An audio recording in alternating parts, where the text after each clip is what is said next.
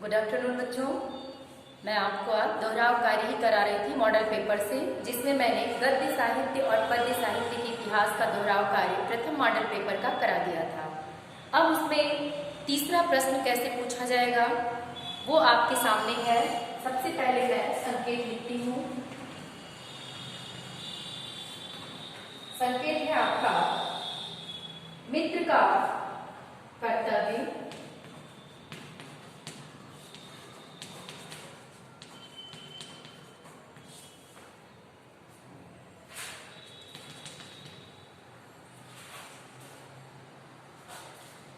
Last में आपका धोखा न होगा।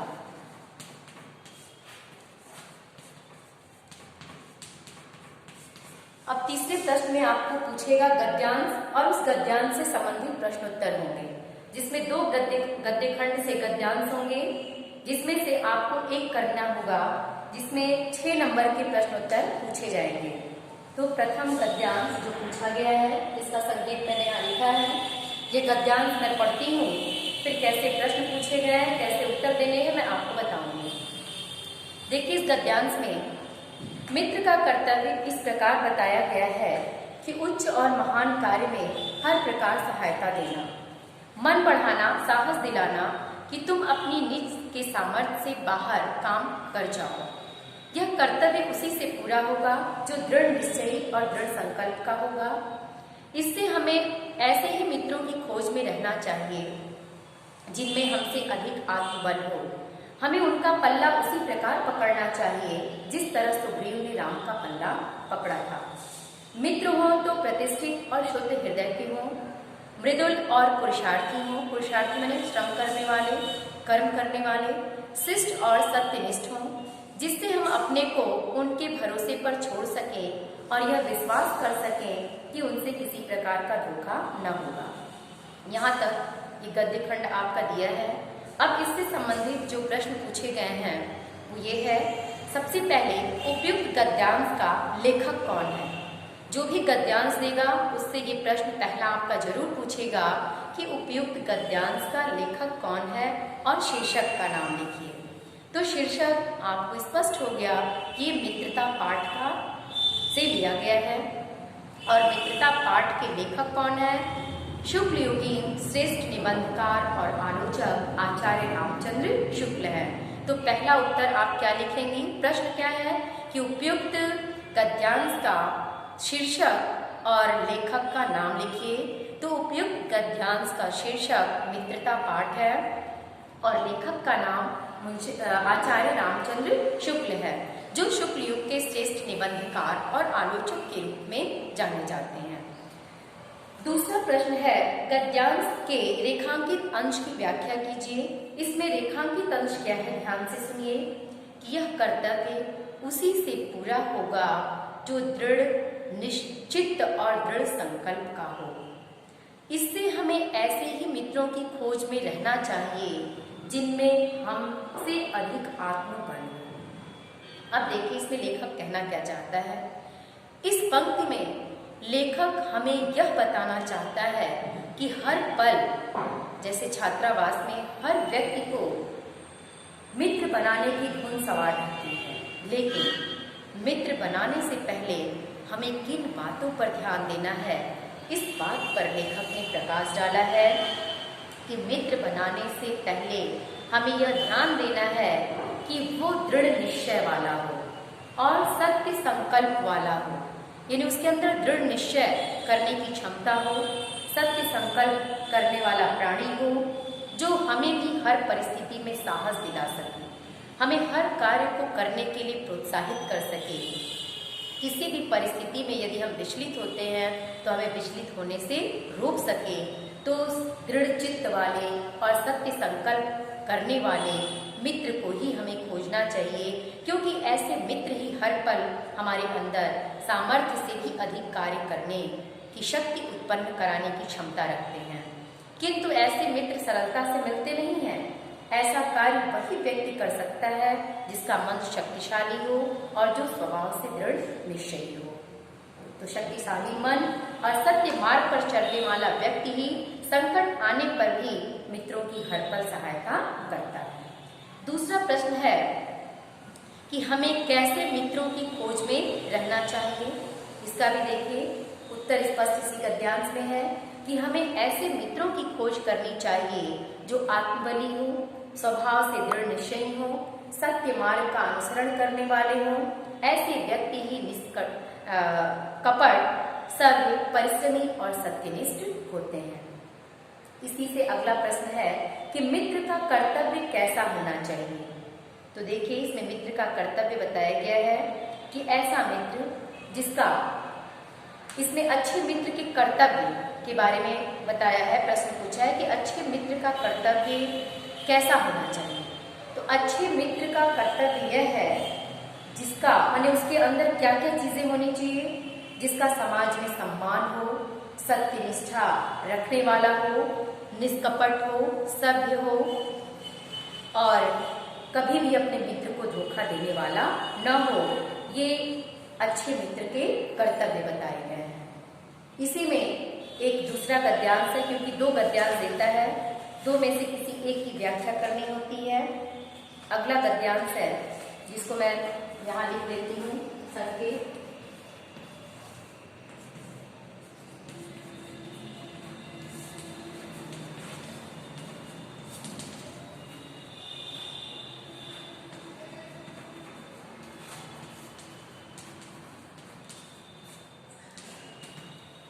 देखिए अगला गद्यांश है आपका, कितना जीवन बरस पड़ा है इन दीवारों पर, जैसे फसाने अजायब का भंडार खुला पड़ा हो। कहानी से कहानी टकराती चली गई, बंदरों की कहानी, हाथियों की कहानी, हिरणों की कहानी, कहानी क्रूरता और भय की, दया और त्याग की। जहाँ बेरहमी है वहीं दया का भी समुद्र उमड़ पड़ा है, जहाँ पाप है वहीं क्षमा का सोता फूट पड़ा है। राजा और कंगाली, विलासी और भिक्षु, नर और नारी, मनुष्य और पशु सभी कलाकारों के हाथ सिरसते चले गए हैं। हैवान की हैवानियत को इंसान की इंसानियत से कैसे जीता जा सकता है, कोई अजंता में जाकर देखे। ये दूसरा गद्यांश है। गद्यांश आपको दो आएंगे, दो में से केवल एक की से संबंधित प्रश्नोत्तर भी आपको लिखने होंगे। इसको भी मैं बता देती हूँ। देखिए इसमें देखिए शुरू के जो पंक्तियां हैं पूरे गद्यांश का जो भाव है, पहले रेखांकित अंश की व्याख्या ही। पहले तो ये पूछा है कि उपयुक्त गद्यांश का संदर्भ लिखिए। तो संदर्भ आप क्या लिखेंगी। प्रस्तुत गद्यांश हमारी पाठ्य पुस्तक गद्य खंड के अजंता नामक पाठ से लिया गया है, जिसके लेखक कौन है, भगवत शरण उपाध्याय। किससे लिया गया, अजंता से। इसके लेखक कौन है, भगवत शरण उपाध्याय। अब इसमें रेखांकित अंश की व्याख्या, जो क्षमा का सोता फूट पड़ा है, यहाँ तक है शुरू से। इसमें देखिए लेखक कहना क्या चाहता है, कितना जीवन बरस पड़ा है इन दीवारों पर। इन पंक्तियों में लेखक कहता है कि अजंता की गुफाओं में बने हुए चित्रों को देखकर, यानी इतने सुंदर ये हैं कि इन्हें देखकर ऐसा लगता है जैसे सजीव चित्र अंकित हैं और अजंता के भित्त चित्रों में आश्चर्यजनक कहानियां सिमट दी गई हैं, यानी जिन्हें देखकर बिल्कुल आश्चर्य होता है। बंदरों की कहानी, हाथियों की कहानी, यानी अजंता के जो ये चित्र हैं एक दूसरे से ऐसा इनमें सामंजस्य है कि हर कहानी एक दूसरे से टकराती चली गई है। सभी कहानियां श्रृंखलाबद्ध हैं। कुछ जानवर की कहानियां, उसमें बंदर है, हाथी की कहानी है, हिरणों की कहानी है, जिसमें मानवीय भावों को प्रदर्शित किया गया है। इन चित्रों के माध्यम से, इन कहानियों के माध्यम से मानवीय भावों को, संवेदनाओं को, दया को, ममता को इस चित्र के माध्यम से हम देख सकते हैं। ऐसा लगता है जैसे उसी का भाव इन चित्रों में समाहित है। अब देखिए कहीं इन कहानियों को देख के क्रूरता और भय का दृश्य आ जाता है, कहीं दया और त्याग का दृश्य दिखाई देता है। इस श्रृंखला में यहाँ निर्दयता को भी चित्रित किया गया है, वहीं दया की कहानियों का भी दिखाई गई है, जिनका सुंदर चित्रण है। मानो उन्हें देखकर दया का सागर ही वहाँ हिडोले मार रहा है। जहाँ पाप का चित्रण है वहीं क्षमा का भी चित्रण है। मानो क्षमा का अजस्र स्रोत ही वहाँ फूट पड़ा है। यही अजंता के दीवारों पे बने हुए चित्रों को देखकर दया, ममता, क्रूरता, मानवीय भाव, पाप, पुण्य सबके दृश्य हमें एक साथ उपस्थित हो जाते हैं, क्योंकि हर कहानी एक दूसरे से टकराती ही आगे चली गई है। अगला प्रश्न है, दीवारों पर बने चित्र किन किन से संबंधित हैं? तो दीवारों पे बने चित्र राजीव, उसमें लिखा है साफ साफ कि राजा, कंगाल, भिक्षु, नर, नारी, मनुष्य और पशु से संबंधित हैं। उनमें हैवान की हैवानियत को मनुष्य की मनुष्यता से कैसे जीता जा सकता है, इस चीज को दर्शाया गया है। अगला प्रश्न है, कलाकारों ने किसके जीवन का चित्रांकन किया है? तो कलाकारों ने बुद्ध के जीवन की घटनाओं का ऐसा चित्रांकन किया है कि जिसे देखते ही आंखें अटक जाती हैं और हटने का नाम नहीं लेती। तो किसके जीवन का चित्रांकन है? बुद्ध के जीवन का चित्रांकन है। अब आपका चौथा प्रश्न जो आता है बच्चों, वो काव्य खंड से है। मैं इस कविता को पढ़ती हूँ, इसका संकेत मैं यहाँ आपको लिख दे रही हूँ। जैसे प्रश्न नंबर 4 है संकेत, निर्गुण कौन देश को वासी?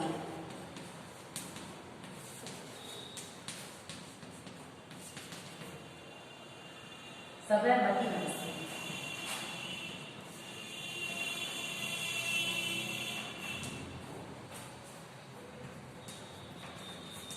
ये आपका प्रश्न नंबर 4 जो गद्य खंड से नहीं, सॉरी काव्य खंड से है। गद्य खंड से तो 2 आया, 2 में से 1 करना है, तो 6 नंबर के प्रश्न पूछेगा। और प्रश्न नंबर 4 आपका काव्य खंड से है, जिसका संकेत मैंने यहाँ लिखा है। मैं यह भी कविता पढ़ती हूँ, इसकी व्याख्या आपको बताऊंगी। निर्गुण कौन देश को वासी, मधुकर कहि समुझाई सौंदे, पूछति सांच न हासी। को है जनक कौन है जननी, कौन नारी को दासी, कैसो वरन वेश है, कैसो कही रस के अभिलाषी। पाओगे पुनि कियो आपनो, जोरे करोगे गासी, सुनत मौन में रहे बावरो, सूर सबैमति नासी। इसमें देखिए गोपियों की वाक चातुर्यता का बड़ा ही सुंदर चित्रण किया गया है।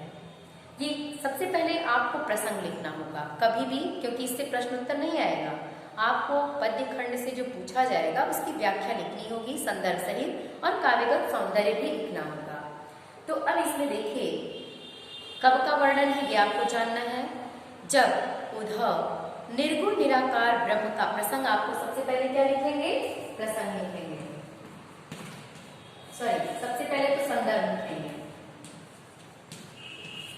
संदर्भ क्या लिखेंगे? प्रस्तुत अवतरण हमारी पाठ्य पुस्तक के गद्य खंड के सूरदास के पद से लिया गया है, या पद से लिया गया है, जिसके रचयिता भक्तिकालीन सगुण शाखा के सर्वश्रेष्ठ कवि सूरदास जी हैं। अब इसका हम संदर्भ के बाद प्रसंग लिखेंगे। जब प्रसंग हमारा सही होगा तो व्याख्या अपने आप स्पष्ट हो जाती है। प्रसंग ही मूल होता है व्याख्या का। देखिए ये उस समय का वर्णन है जब निर्गुण निराकार ब्रह्म का संदेश देने के लिए उद्धव गोपियों के पास आते हैं, तो गोपियां कैसे अपनी वाक चातुर्यता के द्वारा अपनी बातों को उद्धव के सामने प्रस्तुत करती हैं, इस दृश्य को यहाँ दर्शाया गया है। वही गोपियां कहती हैं उद्धव से कि निर्गुण कौन देश को वासी, हे उद्धव तुम्हारा निर्गुण निराकार ब्रह्म किस देश में निवास करने वाला है, जिसको तुम हमें स्वीकार करने के लिए बाध्य करते हो, वह किस देश का है, किस देश में निवास करने वाला है। मधुकर कहि समुझाई सौंदे, बूझति सांच न हासी। हे मधुकर अर्थात हे उद्धव, हम तुम्हें अपनी सौंदे, सौ माने सौगंध देकर कहते हैं, तुम हमें ठीक ठीक समझाओ। बूझति सांच न हासी, हम तुमसे हंसी मजाक नहीं कर रहे हैं, हम तुमसे बहुत विश्वास के साथ सही सही पूछते हैं कि ये निराकार ब्रह्म तुम्हारा है कौन, कहाँ का रहने वाला है। कोई हंसी मजाक का ये प्रश्न नहीं है। को है जनक कौ है जननी, कौन नारी को दासी। तुम्हारे निराकार ब्रह्म का जनक पिता कौन है, जननी माता कौन है, नारी पत्नी कौन है, और उसकी दासी कौन है। कैसे वरण तुम्हारे निराकार ब्रह्म का वेशभूषा कैसे, कैसे वरण माने रंग, किस रंग के हैं, वेश कैसी वेशभूषा है, किन रस की अभिलाषी और किस रस को चाहने वाले हैं। पाओगे पुनि क्यों आपने जोर करोगे गासी। काशी माने छल कपट करना। हे उद्धव, यदि तुम हमारे साथ छल कपट करोगे तो निश्चित रूप से अपने किए हुए कर्मों का फल तुम्हें भोगना पड़ेगा।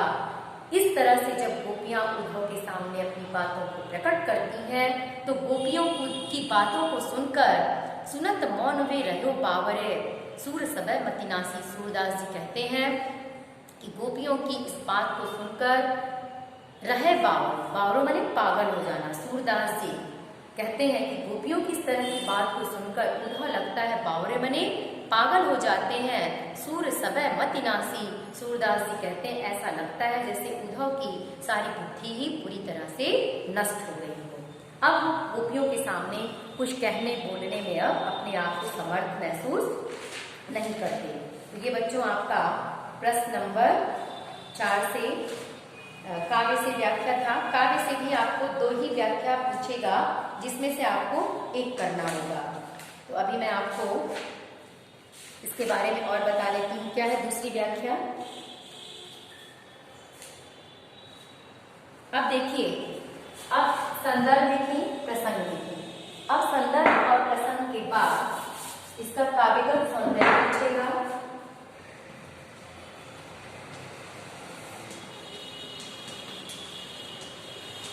आपको काव्यगत सौंदर्य लिखना है। सबसे पहले भाषा। भाषा क्या होगी? ब्रजभाषा होगी। इसके बाद आपकी शैली क्या होगी?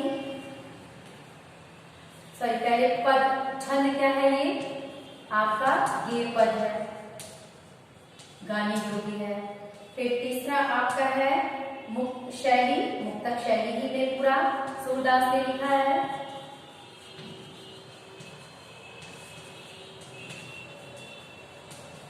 मुक्तक शैली हो गया। अलंकार आपका हो जाएगा अंतरास एवं उपमा।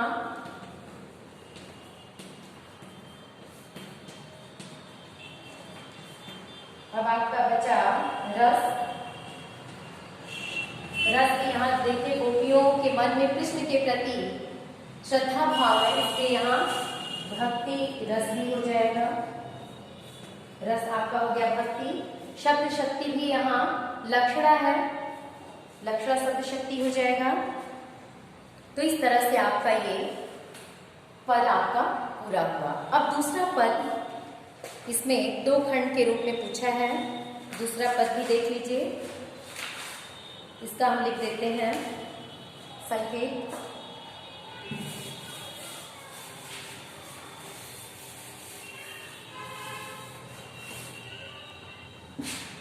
दूसरा पद बच्चों कल बताऊंगी, ज्यादा लंबा हो जाएगा तो भेजने में दिक्कत होगी। Thank you.